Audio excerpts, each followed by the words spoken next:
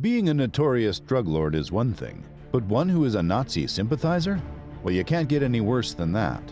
That was Carlos Enrique Lehder, aka Crazy Charlie to you, a drug kingpin who not many know played an important role in the rise of the Medellin Cartel. While personalities like Pablo Escobar remain in the forefront as an image of the Medellin, it was men like Lehder whose meticulous sense of organization contributed to the flawless logistics of importing thousands of kilos of cocaine into the United States.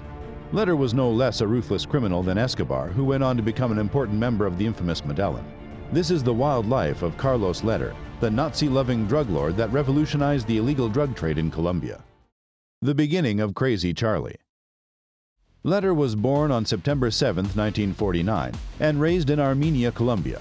Unlike Pablo Escobar, he wasn't born surrounded by crime and drugs, but took to it naturally. His father, a German, Klaus Wilhelm, was a construction worker who emigrated to Colombia from Armenia. Wilhelm openly voiced his support for Hitler, something which invited the authorities to keep an eye on him during World War II. It seems some of Wilhelm's ideology rubbed off onto little Carlos. Researchers and authors who have written about the drug lord have revealed how Lehder harbored anti-Semitism and showed hints of his Nazi leanings, where he often praised Hitler, denied the Holocaust, and railed against the Jews. Lehder even founded a neo-Nazi political party, the National Latin Movement, whose main function, police said, appeared to be to force Colombia to abrogate its extradition treaty with the United States. His first arrest and money-minting idea in jail. Growing up in Armenia wasn't very eventful for Lehder. When he was 15, his parents divorced, and Lehder, along with his mother, emigrated to the United States. It was in the United States where Lehder took to crime, becoming a petty car thief and drug peddler.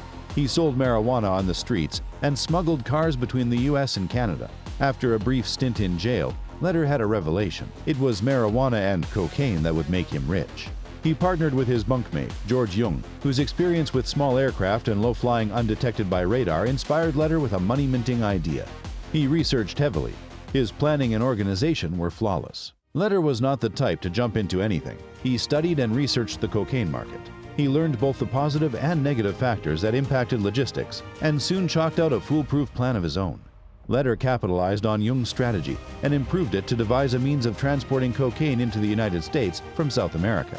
It was this that brought him into contact with Pablo Escobar, whose Medellin's modus operandi was stuck in the Stone Age. Lehder took on the responsibility of logistics for the cartel.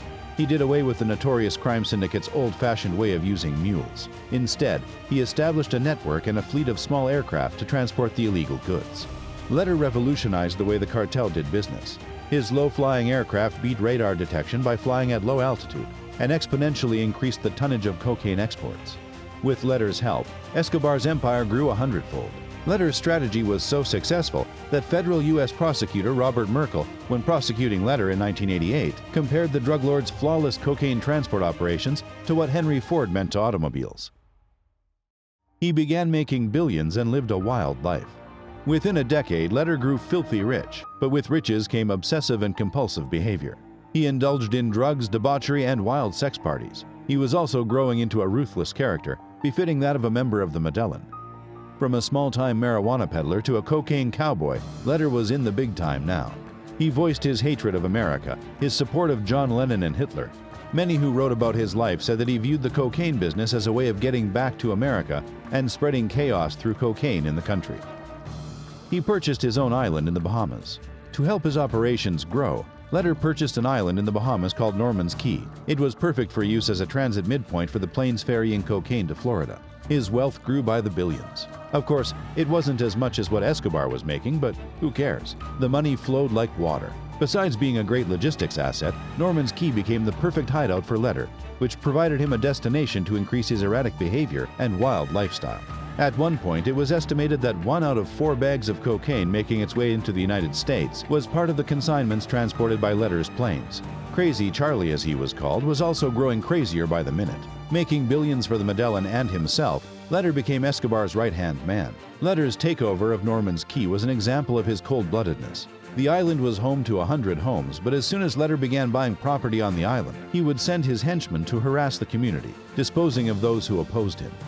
At one point, a boat full of bodies was found drifting off the coast, with the corpse of one of its owners on board. Ultimately, Lehder forced the island's occupants to leave, including Jung, who had fallen out with Lehder by this time. Lehder had become king of his own little fiefdom. Between 1978 and 1982, Lehder operated exclusively from Norman's Cay, which became his operations hub, playground, and tropical hideaway. His aircraft distributed cocaine to locations in Georgia, Florida, and the Carolinas. Lehder also began keeping 1 kilo of cocaine from every 4 kilos he transported from Norman's Cay.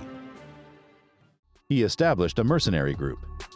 Beside his fleet of aircraft, Lehder's setup on Norman's Cay included his own personal army, armed with weapons and a pack of Doberman attack dogs who were trained to kill. By 1978, Lehder became so rich that he even offered President Alfonso Lopez Michelson money to pay off Colombian external debt in exchange for free space for his drug trafficking operations.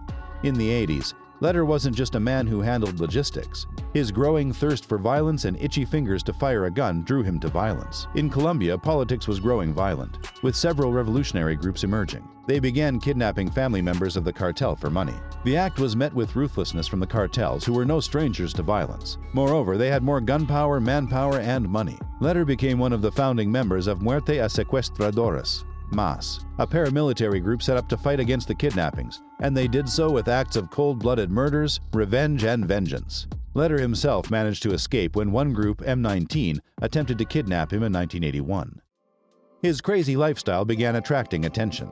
Lehder's foolhardy lifestyle and penchant for attracting attention was now growing too much for Escobar to handle. Escobar considered Lehder an unpredictable man, but since he was so useful, he tolerated him. Many biographers of the Medellin were surprised why Escobar didn't knock off Lehder. It was most probably because Lehder was strategically important at the time, even though he was an embarrassment to the Medellin. In 1982, Escobar became a congressman. Lehder, not to be outdone, floated his own political organization, National Latino Movement, that grew popular for its stand against extradition, and rightly so, when a major part of Colombia was part of the illegal drug trade. Lehder's party even managed 3 Congress seats. The fall of the Medellin. When Rodrigo Lara Bonilla, the Colombian Minister for Justice, was assassinated on orders of Pablo Escobar in April 1984, it heralded the beginning of the end for Escobar and Lehder. Colombia decided enough was enough and began collaborating with drug enforcement in the U.S. to bring down the cartel. It was Lehder who would be brought down first, thanks to Escobar. Whether Crazy Charlie knew a course of his downfall was being drawn up by authorities or not didn't matter. He still lived life king-sized, and his parties became more notorious than ever. At one time, he ended up shooting one of Escobar's hitmen for simply knocking on the door. Incidentally, the hitman happened to be the lover of a woman that Lehder was enjoying an intimate moment with. It was gunshot, screams, salsa, and a dead body all in the span of a day. Of course, Lehder apologized to Escobar, who wasn't going to let Lehder off so easily. Ratted out by Escobar. Escobar concluded that the worst thing for a drug operation of his magnitude was a crazy, stark raving lunatic like Lehder, whose escapades threatened to bring down the entire operation. Escobar deviously sent Lehder to a hideout, guaranteeing his safety after the shooting, but instead ratted him out to the DEA.